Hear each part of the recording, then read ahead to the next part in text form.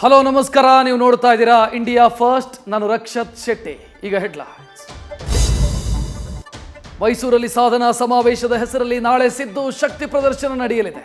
ಅದಕ್ಕೂ ಮುನ್ನವೇ ಕಾಂಗ್ರೆಸ್ ಶಾಸಕರ ಪಾಲಿಗೆ ಕೊಡುಗೈ ದಾನಿಯಾದ ಸಿಎಂ ತಲಾ 50 ಕೋಟಿ ರೂಪಾಯಿ ಅನುದಾನ ರಿಲೀಸ್ ಮಾಡಿದ್ದಾರೆ.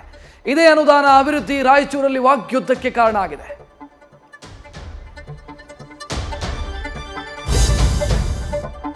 ಬಿಕ್ಲು ಶಿವನ ಮರ್ಡರ್ ಕೇಸು ಮೋಸ್ಟ್ಲಿ ಭೈರತಿ ಬಸವರಾಜ್ಗೆ ಸುತ್ತಿಕೊಳ್ಳೋ ಸಾಧ್ಯತೆ ಇದೆ. ನಾಳೆ 11 ಗಂಟೆಗೆ ವಿಚಾರಣೆಗೆ ಹಾಜರಾಗಬೇಕಿದೆ.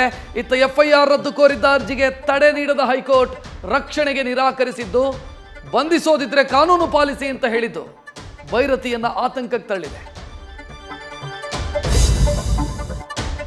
ಎಂಗೇಜ್ಮೆಂಟ್ ಅದ್ದೂರಿ ಸೆಲೆಬ್ರೇಷನ್, 2 ಕುಟುಂಬ ಸಂಭ್ರಮಿಸಿದ್ವು. ಅದೀಗ ದೋಖಾ ಚರಿತ್ರೆ ತೆರೆದುಕೊಂಡಿದೆ.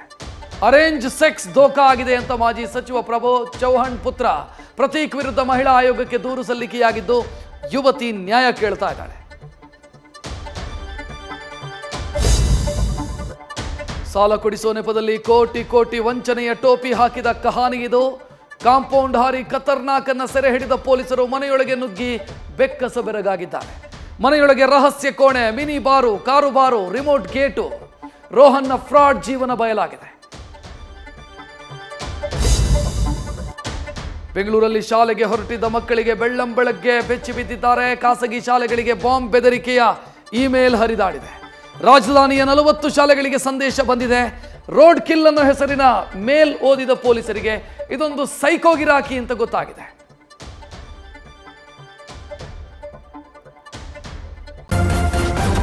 ನ್ಯೂಸ್ ಫಸ್ಟ್, ನಿರ್ಭೀತಿಯಿಂದ ನಿಮ್ಮ ಪರವಾಗಿ.